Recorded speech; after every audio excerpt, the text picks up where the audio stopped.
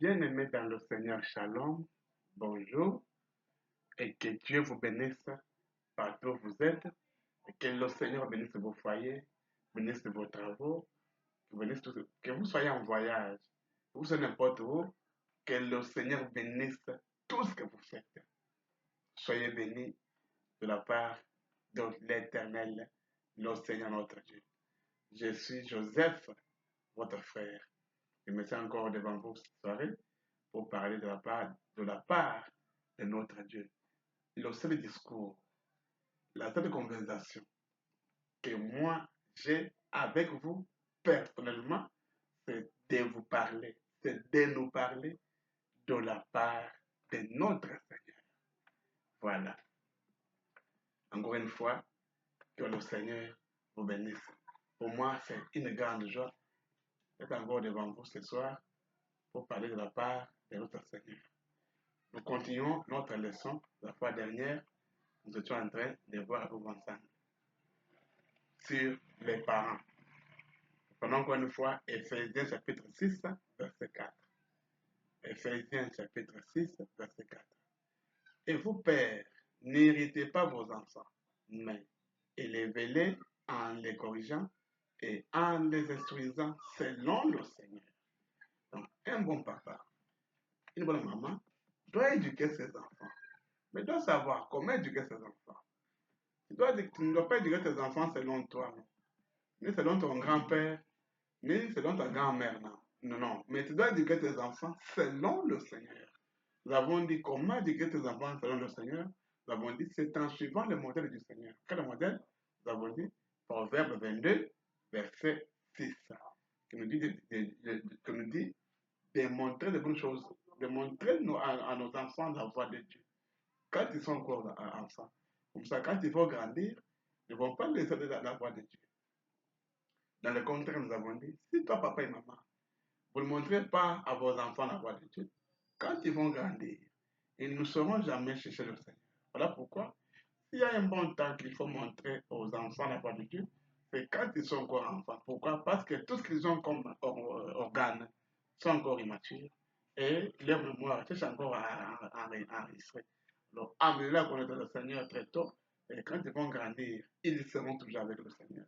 C'est ainsi qu'ils seront bénis. C'est ainsi que le Seigneur va parrainer tout ce qu'ils vont faire. Et parce que les enfants ont connu le Seigneur, ça sera pour vous les parents, le Seigneur va vous bénir davantage. Pourquoi? Parce que vous avez amené vos enfants à connaître le Seigneur. Amen. Maintenant, pour bien comprendre cela, nous passons encore avec vous pour lire la seconde lecture.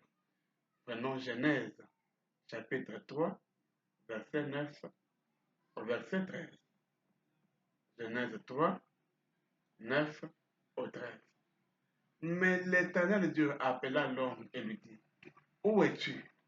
Il répondit, j'ai entendu ta voix dans le jardin et j'ai eu peur parce que tu es suivi. Et je me suis caché. Et l'Éternel Dieu dit, qui t'a appris que tu es né? Est-ce que tu as mangé de l'arbre dont je t'avais défendu de manger? L'homme répondit, la femme que tu as mise auprès de moi m'a donné de l'arbre et j'en ai mangé. Amen. Notre Dieu, c'est un bon parent, le parent rédempteur. Un parent qui a ses enfants. Un parent qui visitait toujours ses enfants à chaque instant, à chaque moment. Et il venait toujours avec le même message. Quel est ce message? Nous sommes dans Genèse, chapitre 2, verset 15 au verset 17. Genèse, chapitre 2, verset 15 au verset 17. L'Éternel Dieu prit l'homme et le plaça dans le jardin d'Éden pour le cultiver et pour le garder. Verset 16. L'Éternel Dieu donna cet ordre à l'homme. Tu pourras manger de tous les arbres du jardin. 17. Mais tu ne mangeras pas de l'arbre de la connaissance du bon ou la connaissance du bien et du mal. Car le jour où tu en mangeras, tu mourras. C'est Dieu qui a donné l'ordre. En tant que bon parent. Parce que chaque bonne famille, pour bien éduquer vos enfants, il faut mettre des limites. L'enfant doit avoir des limites dans tout ce qu'il fait. Mon fils, tu dois faire ceci. Mon fils, tu ne dois pas faire ceci. Ma fille, tu dois faire ceci. Ma fille, tu ne dois pas faire ceci. Donc, on ne peut pas laisser les enfants dans une liberté totale, non. Il faut qu'il y ait des limites. Et ce sont ces limites qui font à ce que les enfants soient taillés, soient bien formés. Et quand ils seront à leur tour, les vieux papa, vieille maman, les responsables, alors ils vont représenter la bonne odeur. Ils vont montrer la continuité. Seront vraiment vos représentants pour montrer que non, nous avons eu des bons papas. Voilà pourquoi aujourd'hui nous sommes des modèles dignes de la famille. Pourquoi? Parce qu'ils ont eu des bons papas. Alors, ne laissez pas vos enfants dans la liberté totalement. Un bon enfant, c'est celui c'est qui les parents mettent des limites. Mon fils, à telle heure, tu dois être à l'école et il faut que tu sois dans la salle de cours, pas à l'extérieur. Alors, mon fils, à la maison, tu dois faire ceci, tu dois faire cela, avec des limites. C'est pour ça que Dieu aussi a placé cet enfant. Alors, maintenant, le problème c'est quoi? Notre Dieu est un Dieu d'amour. Qu'est-ce qui arrive? Il descendait chaque fois, comme nous avons dit, avec ce même message. Ne mangez pas le fruit de l'arbre du jardin. Ne mangez pas, ne mangez pas, ne mangez pas. Mais un jour, Adam était là à la maison. Ève était en train de se promener dans le jardin. Il se rencontre avec le serpent. Ce serpent, la Bible dit que ce serpent parlait. Si vous partez au même livre, Genèse chapitre 2, au verset 3, au verset 1 plutôt, en commençant. Qu'est-ce qu'on dit? Le serpent était le plus rusé de tous les animaux du champ que l'Éternel Dieu avait fait. Il dit à la femme, le serpent qui dit, il dit à la femme, Dieu a-t-il réellement dit, vous ne mangerez pas de tous les arbres du jardin? C'est le serpent qui parle avec la femme. L'erreur que beaucoup de gens font, c'est quoi? C'est de comparer ce serpent avec le serpent que nous avons aujourd'hui. Le serpent que nous avons aujourd'hui, le monde peut voir, ne parle pas. Mais ce serpent de ce temps-là parlait. Pourquoi? Parce qu'il était proche d'un homme, il était comme un homme. C'est ainsi qu'il a pu faire l'adultère avec Ève. Parce que quel est ce matin-là que tu peux manger? Tu restes nu. Il a pu faire l'adultère avec Ève. Je vais vous le démontrer par la Bible. Parce qu'il n'y a que la Bible qui peut interpréter la Bible. On ne peut pas, non. Donc, avec la révélation qui a été donnée à notre prophète, William Branham, il nous a dit ceci. Personne ne peut interpréter la Bible. Dieu seul est l'interprète de sa parole, pas un homme. Voilà pourquoi j'aime vous amener à la Bible. Prenons Genèse 3, verset 13. Genèse 3, verset 13. Et l'Éternel dit à la femme, pourquoi as-tu fait cela? La femme répondit, le serpent m'a séduite et j'en ai mangé. Écoutez bien, le serpent m'a séduite et j'en ai mangé. Maintenant, allons en Exode. Prenons Exode, chapitre 22, verset 16. Écoutons. Exode 22, verset 16. Si un homme séduit une vierge qui n'est point fiancée et qu'il couche avec elle, il payera sa dot et la prendra pour femme. Est-ce qu'on comprend très bien? Si un homme séduit une vierge qui n'est point fiancée et qu'il couche avec elle, il paiera sa dot. Et qu'il couche avec elle. Si je pouvais souligner, et qu'il couche avec elle, il paiera sa dot et la prendra pour femme. Alors, en Genèse 3, nous avons lu au verset 13, qui dit la femme dit, le serpent m'a séduite et j'en ai mangé. Donc, l'adultère consommait. La femme confesse, j'en ai mangé. L'adultère consommé. Pour bien comprendre ça, je vous ai donné Exode 22, verset 16, que nous venons de lire avec vous. L'adultère consommé. Alors, qu'est-ce qui s'est passé? Dieu vient, comme il venait chaque fois, avec le même message. Ne mangez pas cet arbre. Ne mangez pas de cet arbre qui est au milieu du jardin. Qui est au milieu du jardin. Et ce jour-là, Ève en a mangé avec le serpent. Après, elle est aussi partie chez son mari pour consommer le même adultère. C'est ainsi qu'Ève a mis au monde deux jumeaux, deux enfants, deux jumeaux. Allons encore là pour comprendre. Genèse 4. Adam connut Ève, sa femme, elle conçut et enfanta Caïn. Elle dit, j'ai formé un homme avec l'aide de l'Éternel. Verset 2. Et l'enfanta encore son frère Abel. Abel fut berger et Caïn fut laboureur. La Bible n'a pas dit que Adam connut Ève et elle conçut, enfantant Caïn, et elle conçut, enfantant Abel. Non. Revoyez bien la Bible. Elle conçut, si, c'était écrit. Elle conçut et enfanta Caïn. Elle conçut encore, enfantant Abel. Ça serait autre chose. Mais ici, c'est dit, elle conçut, elle enfanta Caïn et enfanta encore Abel, son frère. Donc, c'était les jumeaux. Donc, la médecine a prouvé cela pour dire que quand la femme est dans le temps de l'ovulation, elle peut coucher avec un blanc le même jour-là, il va enfanter un blanc. Si elle couche encore avec un noir, il va enfanter encore un noir. Donc, le même jour, il va avoir des jumeaux. Et le premier enfant sera un blanc, l'autre sera un noir. Et cela s'est passé dans notre temps ici. Aux États-Unis, cela s'est passé. Même ici à la Chine, cela s'est passé. Premier enfant chinois, deuxième enfant africain, ça s'est passé ici. Donc, ça s'est fait. Ça s'est passé aussi avec Adam et Ève dans ce temps-là. Maintenant, après avoir mangé le fruit, ça nous trouve qu'ils sont nus. Donc, après avoir consommé l'adultère, parce que l'adultère, le sexe, on ne fait pas avec les habits, le sexe, on est fait nu. Je m'excuse vraiment, pour vous qui me suivez, mais c'est l'enseignement. Il faut que tout soit clair pour la bonne compréhension. Je vous demande mes excuses, mes chers papas, mes chères mamans.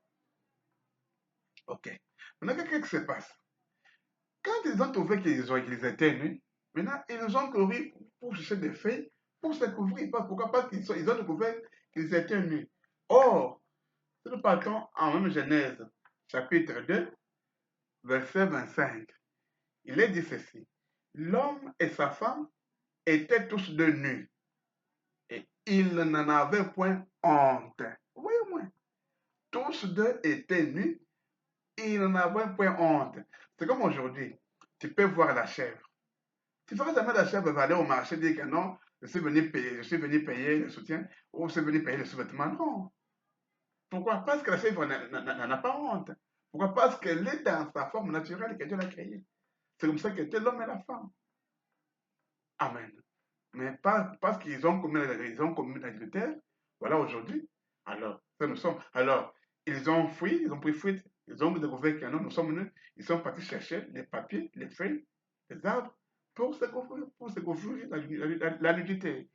Et comme Dieu est omniscient, il connaît tout, il descend.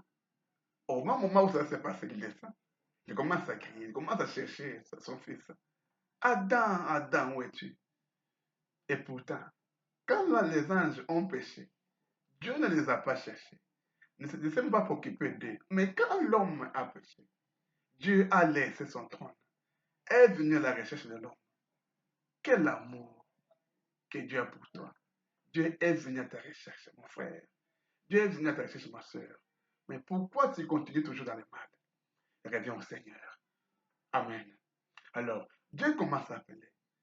Adam, Adam, où es-tu? Adam répond, quand j'ai entendu ta voix dans le jardin, j'ai eu peur. Pourquoi? Parce que je suis nu et je me suis caché. Et l'Éternel Dieu dit, qui t'a appris que tu es nu? Amen. C'est ici où j'interviens. Dieu, en tant que parent, il vient devant ses enfants, Adam et Ève. Quand il écoute les mots nudité, Dieu s'étonne. Demande à Adam, qui t'a appris que tu es nu? Parce que moi, ton Dieu, je ne t'ai pas appris cette phrase, ces mots-là. Mais tu as pris ces mots où que tu es nu. La deuxième preuve qui montre que c'était l'adultère qu'ils avaient fait. Parce que si ce n'était pas ça, comment ils ont su qu'ils sont nus? Voyez au moins. Vous voyez que le message, c'est la véritable révélation du Seigneur Jésus. Alors, toi, mon frère, si tu n'es pas encore dans le message, entre dans ce message. C'est la seule vérité, c'est le message. Vous voyez, vraiment, je vous montre point par point que le message, c'est la vérité. C'est pourquoi toi aussi, papa et maman, quand tu restes avec tes enfants le soir, chaque soir, papa et maman, créez des conversations et soyez attentifs à ce que les enfants vous parlent. Vous saurez écouter d'autres vocabulaires que les enfants vont parler, que vous n'avez jamais parlé dans votre maison. Et quand vous allez écouter cela, c'est là qu'il faut intervenir pour blâmer les enfants, pour leur dire, ah, tu as pris ça où? Je n'ai plus à écouter ces mots-là. Si l'enfant te dit que non, c'est mon voisin, directement, il faut couper la relation avec les enfants des voisins. C'est pourquoi nous, dans ce message, le prophète nous dit nous, dans ce message. C'est pourquoi j'aime que toi aussi tu crois ce message. Il dit ceci, les parents doivent connaître les habitudes des parents des enfants qui jouent avec leurs enfants. C'est très important. Il faut que toi, parent, tu puisses connaître les habitudes des parents des enfants qui jouent avec des enfants. Exemple, moi, Joseph, j'ai mes enfants. Jean, Albert, Olga, Julie et Osée. Ce sont mes 5 enfants que le Seigneur m'a donné. Alors, pour que je puisse laisser mes enfants jouer avec d'autres enfants, moi, Joseph, je dois connaître les habitudes de ces parents-là, des parents des enfants qui vont jouer avec mes enfants. C'est ça.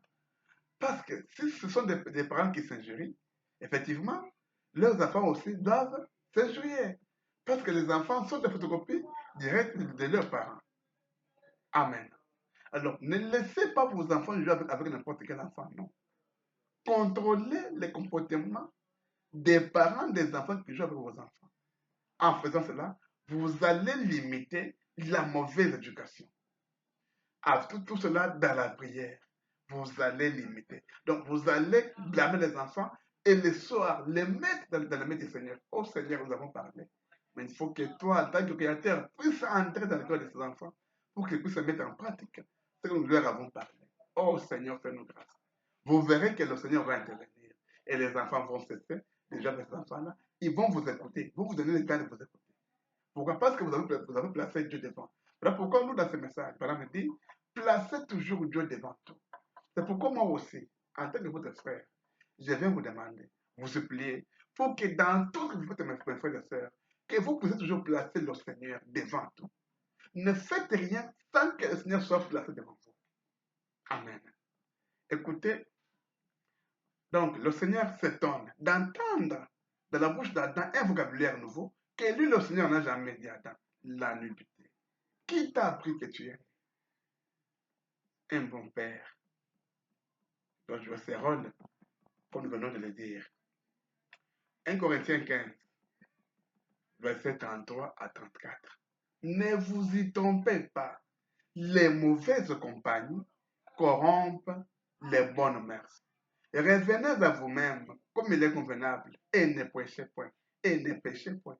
Car quelques-uns ne connaissent pas Dieu. Je le dis à votre honte. Quelques-uns. Ce n'est pas tous les parents qui connaissent le Seigneur. Il y a des parents qui ne connaissent pas Dieu. Et comme ces parents ne connaissent pas Dieu, leurs enfants aussi ne connaissent pas Dieu. Alors, quand toi tu connais le Seigneur, tu laisses tes enfants se promener avec les enfants des parents qui ne connaissent pas le Seigneur. Tu t'attends à quoi? Amen. Toi, le parent qui m'écoute, tu connais le Seigneur. Mais tu laisses tes enfants se promener, jouer avec les enfants des parents qui ne connaissent pas le Seigneur. Si les parents ne connaissent pas le Seigneur, vous êtes sûr que les enfants connaissent le Seigneur? Non. Les enfants sont censés obéir à leurs parents. Alors, si les parents ne connaissent pas le Seigneur. Leurs enfants aussi ne connaissent pas jamais le Seigneur. Donc, toi le parent, ou vous les parents qui connaissez le Seigneur, ne laissez jamais vos enfants jouer avec les enfants des parents qui ne connaissent pas le Seigneur. Limitez des choses, mes chers parents. Limitez des choses. Ne laissez pas vos enfants dans la liberté totale. Non. Limitez des choses. Il faut que les enfants se sentent qu'ils sont réellement enfants et que vous êtes leurs parents. Limitez des choses. Ne laissez pas les enfants faire n'importe quoi, non. Limitez des choses. Mettez vos enfants dans un bon endroit et vos enfants vont très bien grandir et seront à leur tour des véritables parents, des parents responsables qui sauront prendre la charge de leurs enfants aussi. Pourquoi? Parce que eux aussi, quand ils ont été enfants, vous, leurs parents, vous leur avez bien pris en charge. C'est ça. Limitez vos enfants. Ne laissez pas les enfants faire n'importe quoi. Non. Ils vont vous faire ridiculiser un jour. Toi, papa chrétien, toi, maman chrétienne, ne laisse jamais tes enfants jouer avec les autres enfants des parents qui ne sont pas des chrétiens. Je reprends. Si papa et maman ne sont pas chrétiens, leurs enfants aussi ne le sont jamais, ne le seront jamais. Et comment comprendre, toi, papa chrétien, toi, maman chrétien, tu vas laisser tes enfants jouer avec les enfants de ces papas et mamans-là qui ne sont pas des chrétiens. Donc, ce n'est pas normal. Ça n'a pas de sens.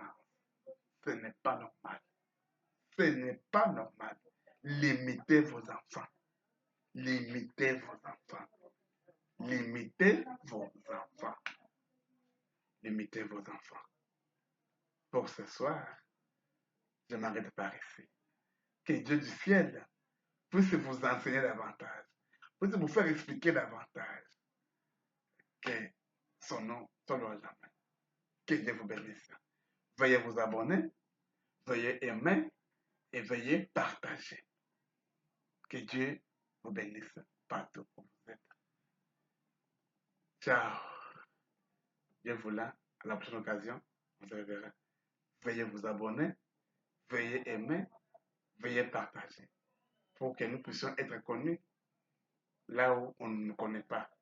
Nous devons faire arriver le Seigneur là où le Seigneur lui-même n'est pas arrivé. Ciao. Shalom. Ciao.